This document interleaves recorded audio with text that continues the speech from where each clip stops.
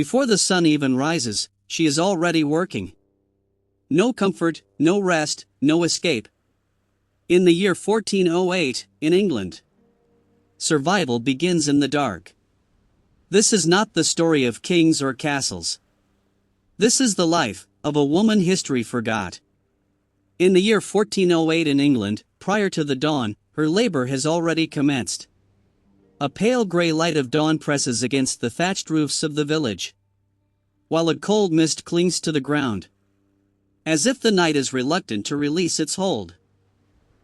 Within a narrow timber cottage, a woman awakens to darkness, illuminated only by the faint glow of dying embers. She quietly rises from the straw mattress, taking care not to disturb the child sleeping beside her. The earth floor sends a chill through her bare feet, as she envelopes herself in a coarse woolen cloth, worn smooth from years of toil. Kneeling at the hearth, she breathes life into the fading ashes, feeding splinters of wood into the reluctant flame. Fire serves not merely as comfort. It is a safeguard against dampness, illness, and hunger. As sparks ignite, a faint light reveals the smoke-darkened beams above her.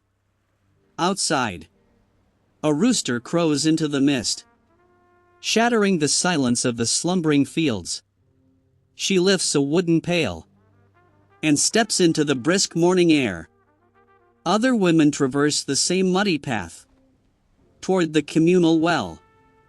Their conversation is subdued and practical, revolving around crops, livestock, and unpredictable weather.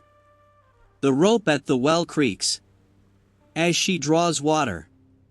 Her hands sore from the friction, balancing the heavy pail against her hip. She walks cautiously, careful not to spill a single drop.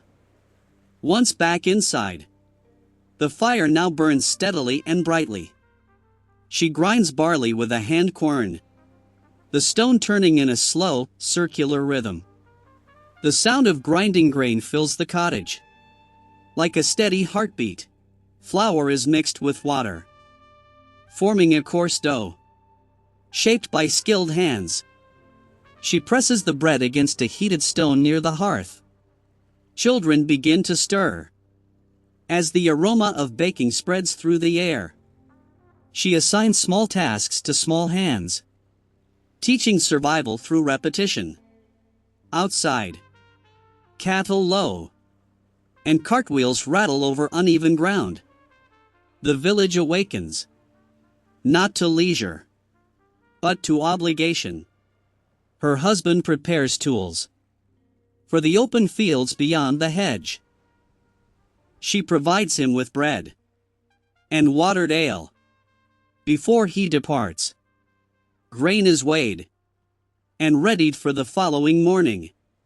In her world, no hour is wasted.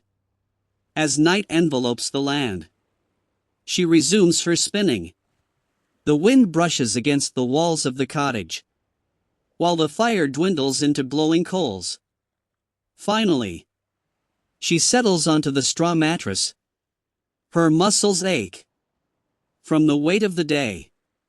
In the darkness, she listens closely to the wind, the animals, and distant barking dogs. Tomorrow's labor already waits beyond her sleep. In England, in the year 1408, her struggle never ends. Yet through quiet determination, the fragile thread of survival continues. The night deepens, but her world does not slow. Beyond the thin wooden walls, the cold grows stronger. Winter is never far, and hunger is always closer than comfort. Every piece of grain, every drop of water, every spark of fire must be protected, because one mistake, one bad harvest, one harsh winter could take everything. She knows this. She has always known. There are no guarantees here. No safety. No second chances. Only work. And the hope that it is enough.